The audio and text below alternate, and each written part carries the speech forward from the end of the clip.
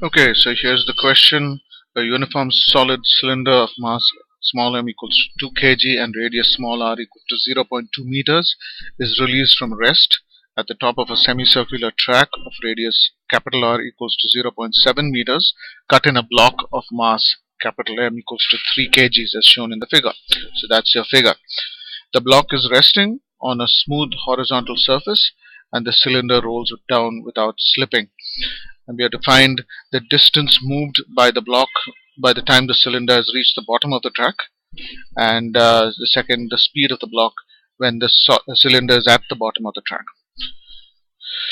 Okay, so first of all, we have to realize that the height by which the cylinder descends is capital R minus small r. We'll call that h. So that's 0.5 meters. And in doing so, the cylinder will lose some potential energy. That's delta U equals to mgh. By conservation of energy, and we can use this because there is no friction in the horizontal surface and the cylinder is rolling without slipping, so we can use conservation of energy. This decrease in potential energy must show up as an increase in three things. First is the translational kinetic energy. We'll call it KTB. That's half capital M capital V squared of the block. And the second is the translational kinetic energy. We call it KTC. That's half mv squared. That's that of the cylinder. And the third is the rotational kinetic energy. We call it k rot, which is half I omega squared, and that's related to the cylinder. So first we need to realize also there's no external force in the horizontal direction, and therefore we can say that linear momentum is conserved in the horizontal direction. So mv is equal to capital M capital V. So we get capital V is equal to small m by capital M times small v. So this gives a relation between the speeds of the block and cylinder at the bottom of the track. The moment of inertia of the cylinder, of course, it's a solid cylinder, so that's just half mr squared. And since it is rolling without slipping, we must also have v equal to r omega. So now, using our conservation of energy, the change in potential energy must be the show up as the kinetic energy of the three components there. So mgh is equal to half capital M capital V squared plus half mv squared plus half I omega squared. Now we got a relation for capital V earlier, so we'll plug that in.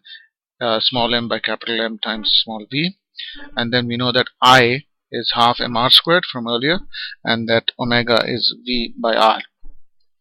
So simplifying this, we get mgh is equal to half small m squared by capital M times v squared plus half mv squared plus 1/4 mv squared. Doing all the rearrangement and simplification, we get small v is equal to square root of 4 capital M gh divided by 2 small m plus 3 capital M. And then you can plug in the numbers and we get small v to be 2.53 meters per second. And then from the earlier relation for capital V in terms of small v, we can see that capital V must be 0.17 meters per second. Now there is no external horizontal force again. That means the center of mass of the system will not have any horizontal displacement, so it must remain in the same position that it was initially. So for the initial configuration, we'll set the horizontal reference point as the bottom of the circular track. So that sets automatically the position of the center of mass of the cylinder to be minus 0.5 meters and the position of the center of mass of the block to be at 0 meters. So we get the x coordinate for the center of mass simply using the formula weighted mean, and we get minus 0.4375 meters. So that's the position of our center of mass of the system at the starting configuration. Now the cylinder will move to the right. It's evident that that's what's happened, and the block will move towards the left.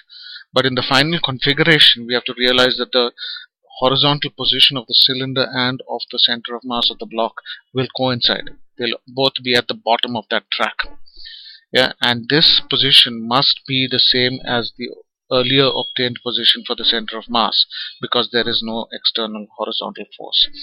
And so the center of mass of the system will move from 0 meters to x equal to minus 0.4375 meters, which means that the block moves by 0.4375 meters.